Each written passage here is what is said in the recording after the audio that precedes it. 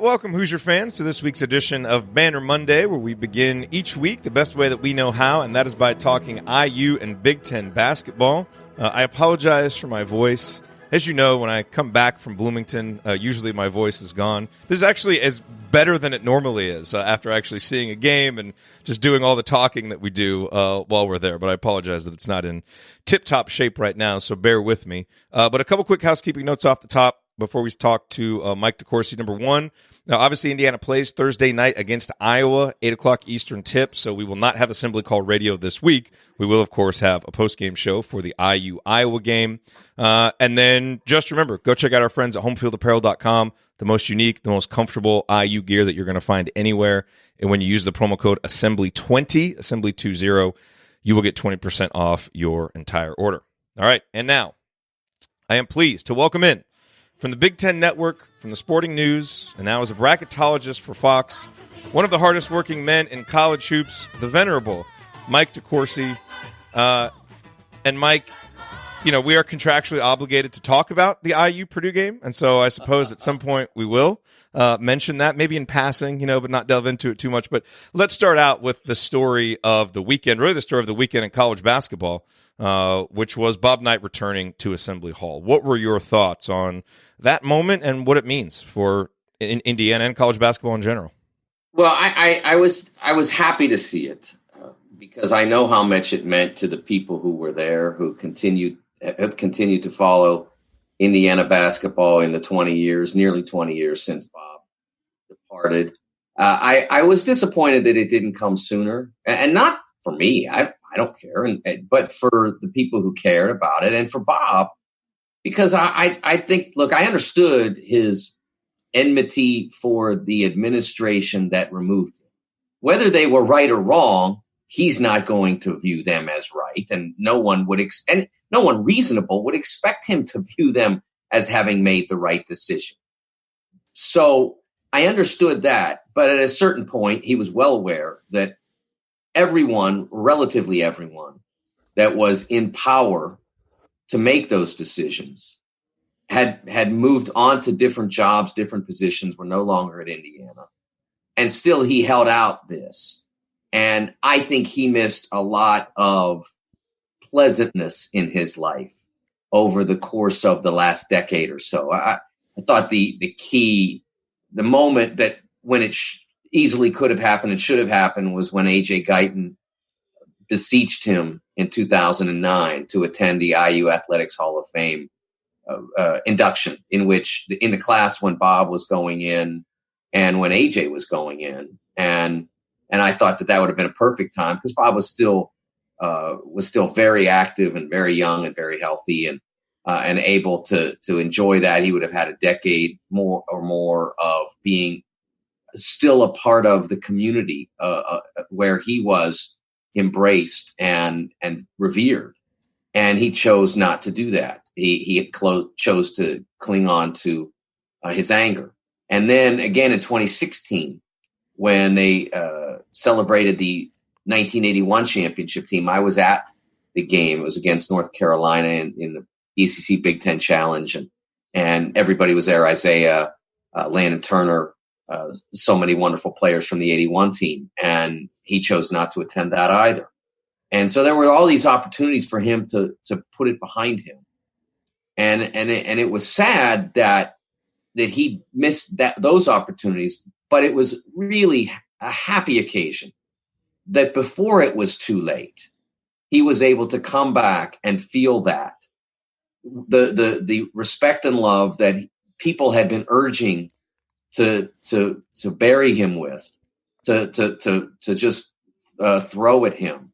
They've been aching to do that for 20 years, and he did not embrace it until now, but at least he finally did.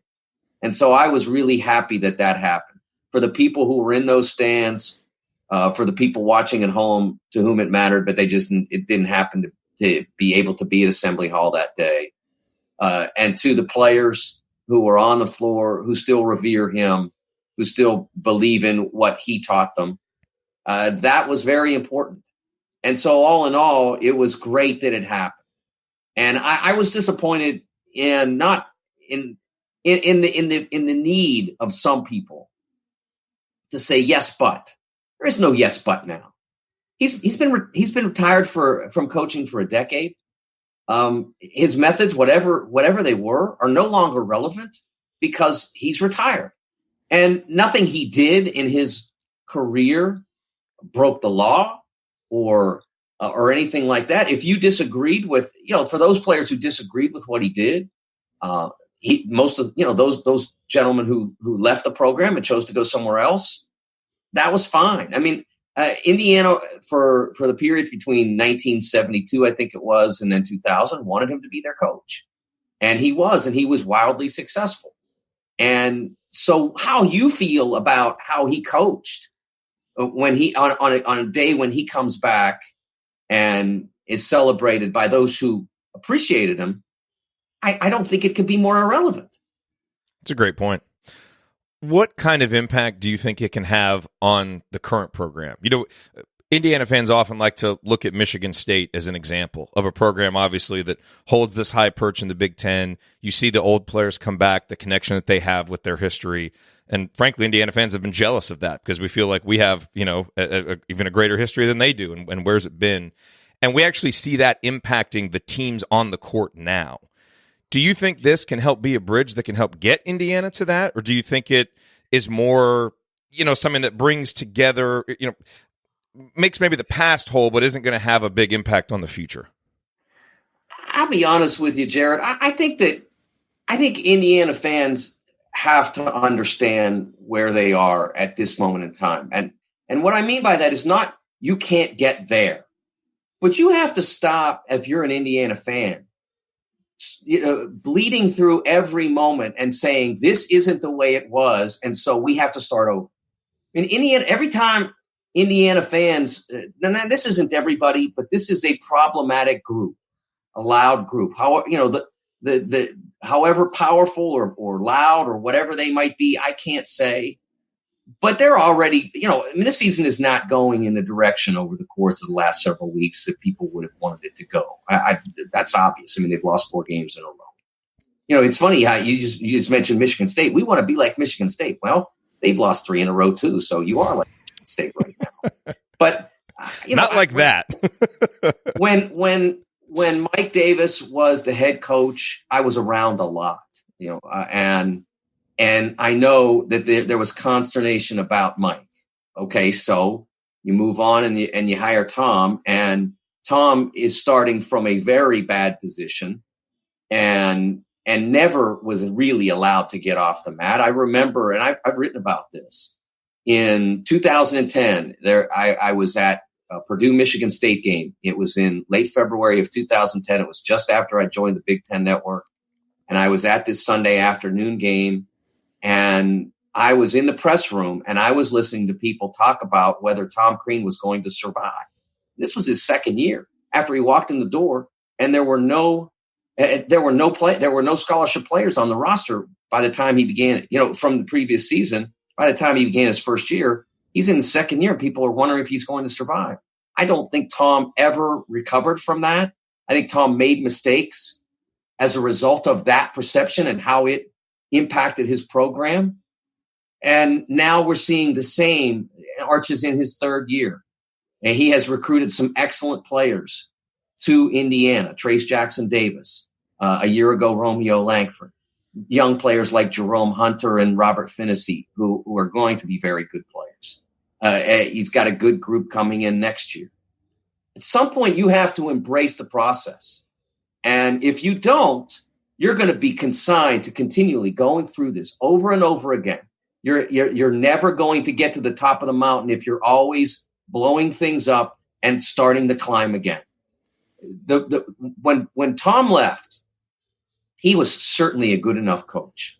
The people who say he wasn't a good enough coach, I mean, okay, so he wasn't a good enough coach, but he made the Final Four at Indiana. He won 2 Big Ten titles at Final Four at Marquette. He won 2 Big Ten titles, and of course he was a good enough coach. I'm not, but he did make mistakes, and I wrote about it at the time he left. The recruiting base in Indiana, it had dissipated, and there are too many great players in this state for Indiana University not to get its fair share of them, whether that fair share is to say we want that guy, and leave the rest for everybody else, or legitimately having to compete for all those guys, but getting some of them.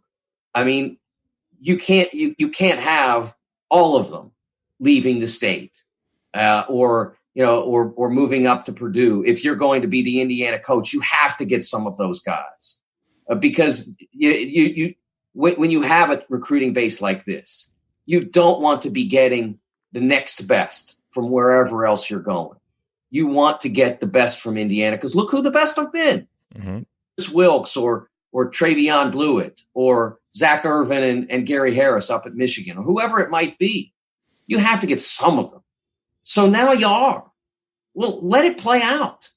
If you don't do that, if you don't allow this to play out, then you, like I said, you're just starting over again. And maybe you get a better coach, but how can you make your decision about whether Archie Miller is good enough after you've seen him on the job for 3 years? He did not walk into a perfect circumstance. The good players, the established good players who were in the program, the day he took the job, left for the NBA. Every single one of them. And so he was starting with a relatively meager roster, young roster. The young players he was left with have not embraced Indiana or each other or Arch or whatever it is, because we're seeing the same mistakes made now in year 4 that we saw in year 2 or 3. And so, but you have to give him the chance to get all guys there who he selected, who bought into him as well. I mean, when you're recruiting somebody, you're selling yourself, but they have to buy it. So they're coming in predisposed to believe in you. And then if you mess it up, okay, then that's a different deal. But he hasn't had the opportunity to play with a full group like that. Now, you want to criticize him for continuing to ride players who have shown that they are not either willing or capable of doing the things necessary to win Big Ten games. I can't argue with that. I mean, you've got your 2 starting guards, or your 2 veteran senior guards, I should say, that over the course of the last 4 games are shooting a combined 31.4% from the field. Man. On Saturday, in a game that you obviously clearly wanted to have, and it would, it wasn't a must win. There are no must wins now, but it was sure would have been a good one to have. And in that game, you play Armand Franklin 10 minutes. Can I defend that decision? No, I can't, and I wouldn't try.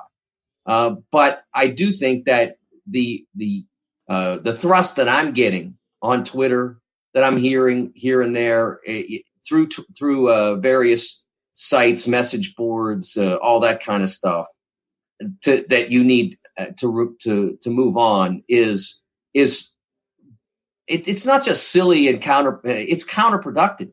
Yeah. It's counterintuitive, because if you move on, you're starting all over again, and you've done this now 3 times already without ever really allowing the process to completely reach fruition. You bring up some really good points there, and I'm on the same page with you about it being too early to make those final judgments.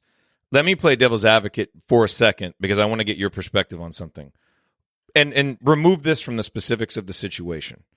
What are some red flags along the way that even after 3 years might make you say, and question if it's the right fit? And I'm not saying that they need to be applied to Indiana, but we both agree that it's too early. But what are some of those red flags that might give you some pause? Well, I think that, first of all, not just losing 4 games in the most competitive Big Ten in history, not the best. I mean, it's not 1989. You don't have Bardo and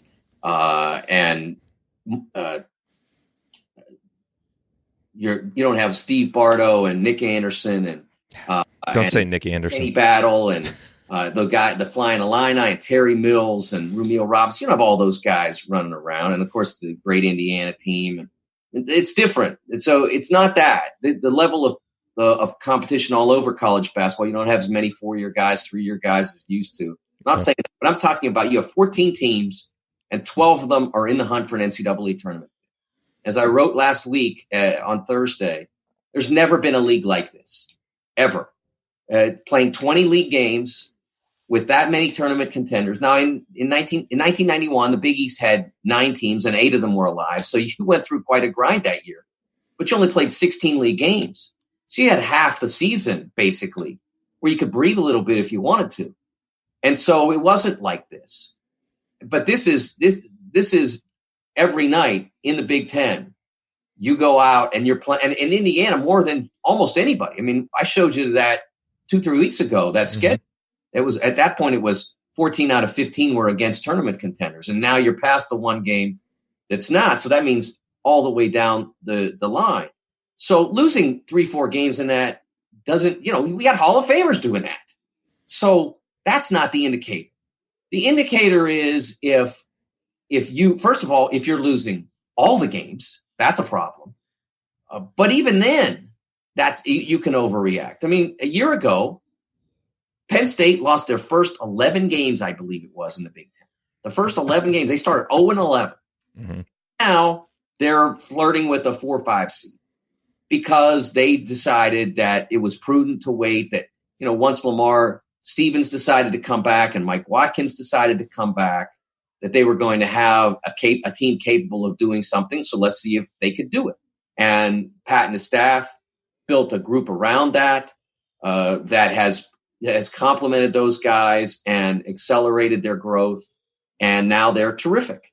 And so everybody in sports, and this is not endemic to Indiana fans. This is a lot of fans. This is a lot of fans in every team in every sport that isn't on top want to fire the coach. It's well known that I'm a Pittsburgh Steelers fan, and the Steelers have an established culture over 50 years.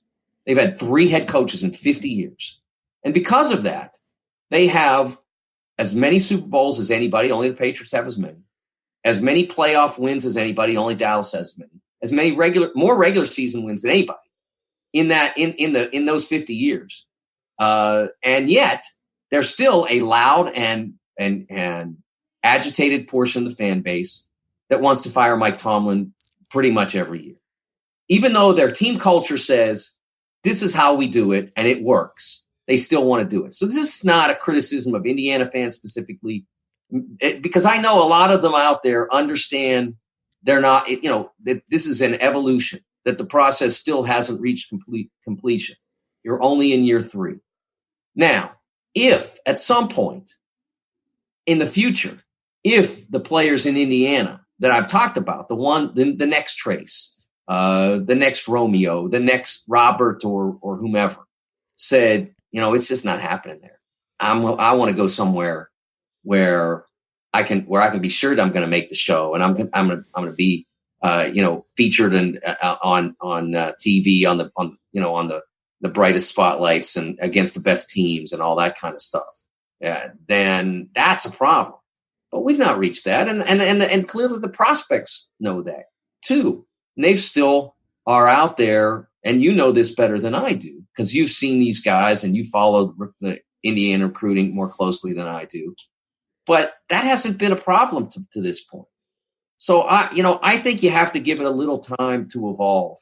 And I understand it's difficult to be patient in those circumstances, and you want it to be better. And there have been times this year when it hinted that it could be better. But when I see that team come out after halftime and with all the buzz in that building, and I see Purdue run a simple baseline screen for Sasha Stefanovic, and I see his defender not even try to get in the play, then I know that you need, you still have progress to make. And as I said, I think it's justified for Arch to consider, starting that process immediately, but I don't think it's justified to say that Indiana needs to start the whole process all over again. God, Mike, that second half, I try not to overreact to body language type stuff, but I was actually sitting right by the tunnel where they came out, and I elbowed my buddy next to me. I said, "We're done." When they came out for the second half, you're right. Then the first play, no Joe Leastern goes and gets a wide open layup. It was, look, we only have you for a limited amount of time, and I want to talk Big Ten. So, do you have any burning opinions on the IU Purdue game that you want to share? If you do, we'll I think hit that them, one was the I highlighted that on BTN, that play that I was talking about, the Sasha.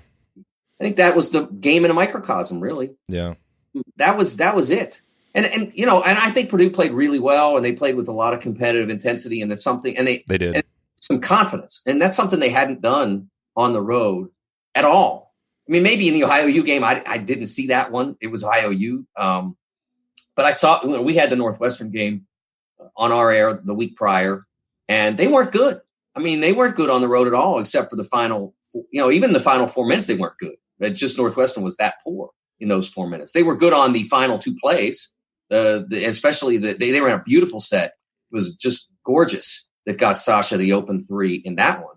But that was it. That was the only great basketball they played in those 40 minutes against Northwestern, and they won. But on Saturday, they played with great fire and great confidence, and so good for them that they found the ability to do that on the road. But I really thought that one play, when I saw that, I knew that there was something missing. And I would say that anybody wants to see what the problem that I perceive is should check the full box score of Indiana Purdue and see the plus minus. Plus minus isn't the only stat out there. It's not the be all and end all, but it can tell you some truths. And the plus minus on the Indiana side in that game can tell you a lot of truth. I haven't even looked at it, but I'm guessing I could probably predict what it says. Okay, here's the bright spot. You said Purdue hadn't been playing with confidence. Who did they play before Indiana? Iowa's defense at home in February. That has been an elixir for confidence for Big Ten teams in the past. Maybe that's what Indiana needs on Thursday with Iowa coming to town. Because you said there aren't must-wins, and this still technically isn't a must-win. But oh boy, does it really feel like one on Thursday. Yeah, you got to win some. I mean, it's going to feel that way, and it's going to feel like it's going to be hard to find the ticket back if you don't, because it is a home game against a high-quality opponent, and if you get it, it solves a lot of problems. Yeah, the confidence, honestly, the confidence that Purdue had in the Iowa game came from the fact that they've played that way at Mackey all year. True. Well, Indiana has to get back to playing that way in Assembly Hall. And I understand that, being booed is no fun, but that crowd did not boo until that game reached bottom. It wasn't, they were on the side of the Hoosiers. That crowd wanted to erupt badly. Because I was there waiting to erupt. Yes. So I'm not a big boo college players guy or anything, but I'm going to say that it's not like they came out and were saying, show me, prove it to me. And they were on the side. They were doing their job through the first 25 minutes, 28 minutes, whatever it was, in terms of trying to create a home court atmosphere that would make Indiana comfortable and confident, and it still didn't happen. So it's going to come from within as much as it's going to have to come from above. Well, with the time that we have left, let's take a step back, look at the conference a little bit. What were your biggest takeaways from the conference games this past week? Well, I think that the first takeaway was Isaiah Livers' return at Michigan. I've been seeing and hearing a lot of conversation from other people who cover national college basketball about Michigan and what's wrong with Michigan. And I've always been just bewildered by how do you not say, well, they're missing their best player, and that kind of is an issue. I mean, that's really the reality. I mean, I realize not the most valuable player. I mean, they would be really lost without Xavier Simpson, but their best player is Isaiah Livers at this point. And he had become that in the first 2 months of the season, and then he gets hurt, and they're not as good. That's it. That's the story. I looked it up and I did the numbers, and they are 9-3 now. 9-3 with wins over Iowa and Gonzaga and several other big time programs. 9-3, including Michigan State on Saturday. 9-3 in games he finishes. So if he left the Presbyterian game after 3 minutes, doesn't count. Left the Illinois game, I think it was, when he got hurt on the dunk after 20 minutes, doesn't count. So you just look at the games he finished. They're 9-3 with 4 quad one wins. I mean, that's a really solid team. So I'm not promising they're going to go out and play at that level now. 9-3, whatever winning percentage that is. I guess that's 750. I'm not saying they're going to win 75% of their games for the rest of the year, but I think they're going to be a team to be reckoned with. So that would be my first key takeaway. I think Michigan, on the flip side of that, Michigan State, I see a team that is struggling to figure out who are its guys other than, Cassius is one, and that Xavier Tillman is another. But who are your guys? I mean, he's put a lot of different players out there trying to find something that clicks. And at times, I think he's ridden some players that aren't clicking for him. Rocket Watts being one. Rocket had a really rough go on Saturday. You want to talk about plus minus? I believe he was minus 22 in 14 minutes on Saturday. Holy moly. That's not easy to do. Wow. So, and look, I think Rocket's a really good prospect and can be a very good player. I just think he's got to rearrange the way he plays, because I think he's going to be a really good player in the Big Ten. I'm not saying he's a bad player or anything like that. He's a really talented kid. He's going to be a good player. So just needs to figure it out. And I think that Malik Hall is going to be a really good player, but I don't think he's delivering for them some of what they need. And so you either get them to that level or you move to different guys. And I think that Tom is sort of searching at this point. And again, I used this I used them as an example in that column I wrote. Like, if they're in Louisville's position right now, they're fine, because they play, they go play Wake, they go play Clemson, or they go play Georgia Tech, and they're still kind of figuring it out. And it's okay, because you're still going to win, and then you turn a page, and then you figure some more stuff out. Louisville, up until the Duke game, didn't really know who their point guard was. Then David Johnson comes out, freshman, really talented. He missed the first about 6 weeks, 5 weeks, something like that, with an injury, so he's way behind. And then now he's gradually getting into it. He has the great Duke game, and then he has a little step back, and they struggle. And then he goes out against Virginia on Saturday, and the lights are on again, and he's great again. But all that can be worked out for them because they're not being put into this blender every night. Well, Michigan State is. And just as Purdue is, and Iowa is, and Illinois is, and Indiana is. They're all in the same blender, and it's hard to get out. And no one's getting out until the NCAA tournament. So I think that that's affected Michigan State's development ever since they lost Joshua Langford in the preseason. And, Tom likes to play a really challenging non-league schedule, and that didn't help them this year. This was a year in which, once Josh was out, they needed some chance to get their feet on the ground. It wasn't there then. It's not there now. And it's not going to be easy to get there. I'll never put it past Tom figuring it out, but it's going to be really hard because their next two games are Illinois and Maryland. And then the two after that are probably going to be hard too. I think the logo for the Big Ten tournament should just be a blender. Just make that the logo, and just hit that sound coming in and out of every game. Yes. All right. Welcome to the blender. Yeah, welcome to the blender. So other than Indiana, Iowa, and then obviously Indiana goes to Michigan this weekend, as then they play four out of 5 games on the road. That'll be interesting. What are some other games to keep an eye on this week? Well, I think it starts with those games that Michigan State plays, because it's so, on the heels of the 3-game losing streak. They have to go to Illinois tomorrow evening, and Illinois is coming off a loss, going to want to win that one really badly. And then they have a home game over the weekend against Maryland, which is great, except it's Maryland. And Maryland right now is the one team in the league, maybe not the only one, but the supreme team in the league at having discovered who they are, what they want to be, what their winning formula is. And so that's, now it would represent a great coup for the Spartans if they could get that one, because Maryland's the top team in the league right now, standings wise, and the team that's playing the best. So there's opportunity in every Big Ten game, just about, but there's also that incredible challenge when you're not performing well. So those 2 games are the ones that really, I think, will define this week because of who they involve. And then last question for you. You talked about Isaiah Livers and some of those other guys from teams we haven't mentioned. Any individual performances that really stood out to you? Well, Lamar Stevens was phenomenal on Saturday, a career high against Minnesota. And not just that, but also at a point in the game when John Hara was starting to tire and Mike Watkins was not having a good day, so they didn't want to go back to him. They used Lamar against Daniel Oturu, and he battled. And Oturu had a great day that day too. But John and Lamar made Daniel work for everything he got, and I think that affected the outcome. It affected, Daniel maybe needed to score 45 for them to win that game, but if those guys had played average defense, he would have.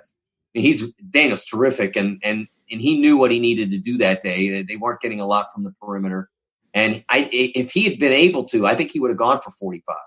Those two guys, even for I think what was a career high for Daniel, I still think they did a phenomenal defensive job. So a lot of credit to Lamar for that. I think that at this point, Anthony Cowan, I think I said a week ago that he was having a nice year. I think this last week he was really good, very special. I think he's a big, obviously a big part of why Maryland is where they are. He's performed really, really, really well over the last week. So a lot of credit to him as well. The league is full of terrific players. How about Geo Baker on Sunday? 23 points after halftime. Only 2 in the first half. Didn't play well. Had been in a slump for the previous 2 games. So the slump lasted 2.5 games. And then he went off for 23 points. When he gets that step back going, if you try to defend him one-on-one, you're at his mercy. Now, he may not make the shot, but he's getting it off. That step back is impossible to defend by a single player. Once he gets the ball and gets in rhythm, you can't stop him with one guy unless you can somehow keep the ball out of his hands. Because that step back, he gets as far enough back that you can't reach it, and he's very comfortable shooting it. He's not going to shoot 100% on it, but he came pretty close in Sunday evening's game. Boy, it's nice to have a guard like that will step up and make plays and make shots. Sometimes that's what you need to win games like this in the Big Ten blender, as we are now going to call it. Well, Mike, thank you for your insight. We appreciate it, and we hope to talk to you with a more upbeat tone next week after these 2 games for Indiana. All right, Jerod, thanks. Cool. Thanks, Mike. The great Mike DeCourcy here with us every Monday, talking IU basketball, talking Big Ten basketball here on the Assembly Call. And Mike obviously makes some good points there. And I saw someone in the chat mob just popped in and said, fire Archie, give Beard a blank check, whatever. I mean, I think Mike is absolutely right that stuff is counterproductive. At this point, I think it's way too early to say stuff like that. I mean, that doesn't mean that there aren't some red flags, that there aren't some serious issues. I mean, watching that game up close and just, having talked to people, being there this weekend, I think the thing that concerns me the most, more than the X's and O's and all that stuff, and, we can talk about all those things, and they matter, but I think the biggest thing is, man, it just feels like a team and players and a coach that aren't on the same page. Just from watching, the interactions, watching the body language, watching how they execute, and, juxtaposed with, what Purdue did. That's the thing. And so I know, we talked about on the, in the live post-game show, one thing we talked about is how, Purdue does everything in a rhythm offensively. And with Indiana, everything looks like kind of a slog. And yeah, I think, look, part of that is just the X's and O's and what they're running, and the fact that obviously Matt Painter's been there for 14 years and they've been doing it for longer, and all that stuff certainly makes a difference. But I also just think at a larger, higher level, it just feels like there's more buy-in, and that's the thing that concerns me right now, because it's one thing to be fighting just some execution issues or some strategic issues when you're facing teams this difficult. But I mean, if you're actually facing are we fully bought into what we're doing here issues, I mean, holy smokes, that's a recipe for just getting ground up in this blender. No question about it. So, there are no easy answers. It's easy to say, bench this guy, bench that guy, change this strategy, play this rotation, do all of these things. And, in a micro sense, for one sequence of the game, maybe that helps. Like we talked about, hey, go with the smaller lineup, do that. And that's all fine and well and good. But I just don't think anything is going to matter until the people in the uniforms and in the suits are all kind of on the same page, moving in the same direction. And I don't know what makes that happen, if that will happen, but that to me is the biggest issue right now, and really the biggest concern that I have for the team moving forward, because we've seen it. Like, we've seen what this team can do. They're always going to be imperfect because of the roster that they have and just some of the limitations. It's probably never going to look pretty, even when it's at its best. But when this team is really playing hard and together, and they're grinding on defense, and they're moving the ball crisply on offense, and at least even if they have limitations shooting wise or passing or whatever, at least if they're all doing the same thing on the same page, it can work, and they can even beat good teams, especially at home. But that's what you fall back on when the adversity comes, and I think that's why this team struggles so much with the adversity. It's just like, if you don't believe in the message that you're hearing, and you don't believe in each other, you don't believe in what you're doing, then when the going gets tough, what do you have to fall back on? And that to me is the story of this season, because when this team has needed something to fall back on in a tough situation, they haven't really had it. And and that's a difficult thing. And I don't think you can pin that just on the coach, just on the players. It's just right now, this collection of individuals hasn't been able to figure out how to get on that same page. And obviously that's ultimately Archie's responsibility to find a way to make that happen. And we'll see. I mean, if you ask me, like, okay, well, do you think it's going to happen this year? Well, I really don't know. I hesitate to make a prediction on it, because you never know. And one thing we've learned is, right when things seem like they're at about their worst, sometimes, things bounce back up and you get on a good roll. And so I'm certainly holding out hope that can happen. But I did not come away from my weekend in Bloomington, I came away more encouraged about the big picture of Indiana basketball. I mean, the fan support is there, the belief is there, the energy is there. It was so great seeing the students out there, and seeing that pregame energy. I was talking to my buddy that I went to the game with, and it was like, man, it used to feel like this all the time. Like when we were growing up in Bloomington, it was like every game felt like this, where it was big, it was an important game, there was energy. The students are out there. It's like, we got to get back to that point again, where every single game feels like this. Well, when you have an atmosphere like that, and then you deliver a product like that on the court, that is not the way to get there. But knowing that was there, and then seeing what happened at halftime, with Coach Knight coming back and all those things, that made me feel better about the big picture. But from a micro sense, this team, this season, I probably walked away from the weekend feeling worse, maybe even a lot worse. And I know, I try to keep things positive. You guys know that.